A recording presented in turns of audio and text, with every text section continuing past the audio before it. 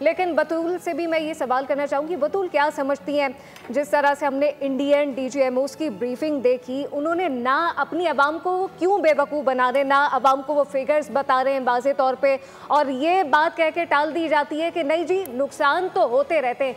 कितना बड़ा मायूस कुन है ये भारत के लिए, और अवाम को जिस तरह से उनके वज़ीर आज़म या फिर उनकी जो मुसल्लह फ़ौज है वो बेवकूफ़ बना रही है।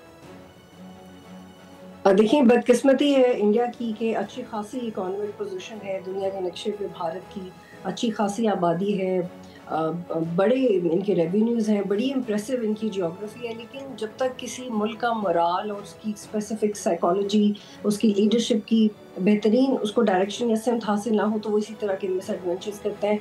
इट इज़ सो ऑफुल कि इंडियंस रो रहे हैं लिटरली कि हमारे साथ हो क्या गया है। राहुल गांधी साहब की एक स्टेटमेंट है, वो अपने असेंबली के फ्लोर पे बात कर रहे हैं, उसमें उन्होंने कहा है कि भारत ने हमेशा से कोशिश की है कि पाकिस्तान और चाइना की दोस्ती टूट जाए, और हम हमारी हमारी बड़ी तवक्को थी कि दोस्ती कमज़ोर होती जाएगी, लेकिन हमारे इस मिसअटेंशन की वजह से पाकिस्तान और चाइना की इनफैक्ट दोस्ती मज़ीद मजबूत हो गई है। ये it is coming right from the political circles with in India.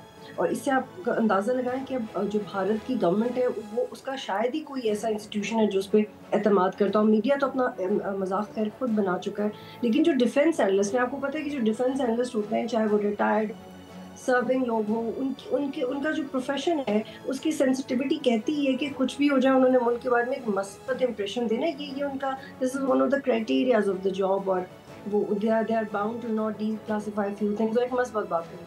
लेकिन इस वक्त आप हालत देखें, जो इंडिया के डिफेंस एनालिस्ट हैं वो ये कह रहे हैं कि भाई भारत को पता ही नहीं था कि पाकिस्तान क्या कर सकता है। जिस वक्त पाकिस्तान ने जवाबी वार किया तो उनको ये आइडिया ही नहीं था कि China is hands in gloves with Pakistan.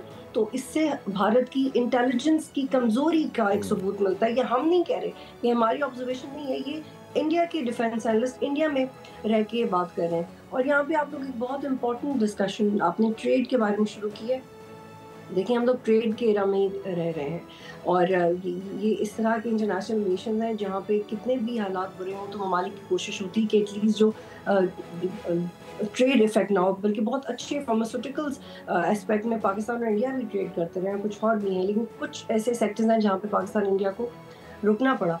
2024 में $129.2 बिलियन की ट्रेड का हजम है इंडिया और यूएस के दरमियान। और अगर यूएस ऐसा कुछ फैसला लेता है तो ये सबसे ज़्यादा नुकसान उसका भारत को ही होगा। और मुझे नहीं लगता कि इंडिया चाहेगा कि उसके साथ ऐसा किया जाए, क्योंकि इसका सिर्फ ये ऐलान नहीं है कि हम आपके साथ ट्रेड नहीं करेंगे, इसके मल्टीपल एस्पेक्ट्स हैं। ऐसा भी हो सकता है कि टैरिफ्स बढ़ जाएं, ऐसा भी हो सकता है कि जो मज़ीद बिज़नेस की ऑप्शंस हैं या इन्वेस्टमेंट्स की ऑप्शंस हैं, जैसे अभी I am not sure but there are reports कि जो बिल गेट्स है वो may be he is conscious about his one of the offices in India. तो आप इससे अंदाज़ा लगाएं कि सिर्फ उस भारत की फ़ौज ने अपनी क्रेडिबिलिटी लूज़ नहीं की, लेकिन इंडिया ने एज अ कंट्री अपनी क्रेडिबिलिटी लूज़ की है, और उसके ज़िम्मेदार मोदी हैं। आई am not sure about these reports, लेकिन ये पाकिस्तानी मीडिया के ऊपर आ रहा है कि उनके जो एयर चीफ हैं उनको बेचारों ने मारा वारा भी है, कुछ 3-4 पायलट्स। आई थिंक बतूल ये तो बहुत सारी चीज़ें गर्दिश कर रही हैं। द खिताब जिसको आप रेफ़र कर रही हैं, may be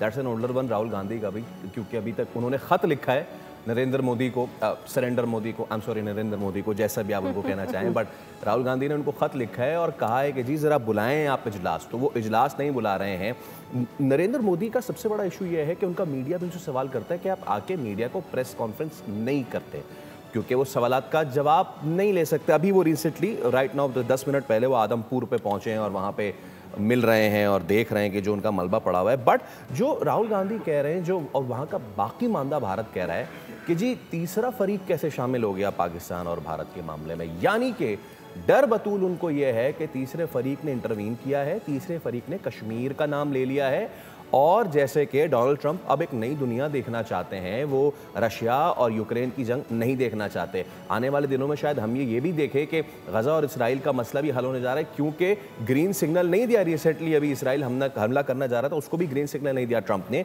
so can we in our life see this issue of Kashmir getting solved? इंशाल्लाह, इंशाल्लाह। और इसकी रेफरेंस मैं आपको अपनी जर्नलिज्म से नहीं दूंगी, इसकी रेफरेंस मैं आपको कुरान से दूंगी फ्रेंकली, क्योंकि अल्लाह ये कहता है कुरान में कि आप जब ईमान की मजबूती के साथ अल्लाह की राह में चलें और आप देखें कि आपको मुसलमानों के साथ ज़्यादती हो रही है, तो वहाँ आपको सोचना नहीं है। तो मुझे लगता है कि अगर हमें एक कुदरत ने मौका दिया है और हमने अपनी बहादुरी भी उसमें शामिल की है, तो हम बगैर कोई प्रॉक्सी का हिस्सा बने बगैर या बगैर कोई मिलिट्री मिसएडवेंचर किए बगैर we have this very much case on the table of lawfare that how we can fight for Kashmir very legally internationally। तो मुझे लगता है कि हम ये कर सकते हैं, सिर्फ हमें पीछे नहीं हटना। हम ये बहुत आसानी से कर सकते हैं और बिल्कुल इंशाल्लाह हमारी ज़िंदगियाँ, तो शायद मुझे लगता है थोड़ी ज़िंदगी और होनी चाहिए, इतनी कम नहीं होनी चाहिए। हम देखना चाहते हैं इस मुल्क को फलता फूलता, लेकिन बहुत जल्द हमें करना चाहिए, क्योंकि it is all about the balance of power that we have. और जिस डेटरेंस का मुजाहरा पाकिस्तान ने किया है, और बहुत से लोग तो ये भी कह रहे हैं कि रीजन में पहले बैलेंस ऑफ पावर नहीं था, खैर पाकिस्तान की वजह से सोच नहीं थी। मुझे तो लगता है कि बैलेंस ऑफ पावर अब डिस्टर्ब हो गया, पाकिस्तान का पलड़ा भारी हो गया। पहले शायद होता होगा बैलेंस, लेकिन अब पाकिस्तान ने वो बैलेंस डिस्टर्ब कर दिया है। लेकिन आई एम लुकिंग फॉरवर्ड कि हम कैसे रीएड्रेस करेंगे कश्मीर के इशू को। मुझे नहीं लगता कि पाकिस्तान बिल्कुल ये मामलात आगे कैसे बढ़ेंगे इसको देखना होगा। साथ ही रहिएगा, सब्सक्राइब करें और बेल दबाएं ताकि कोई खबर रह न जाए।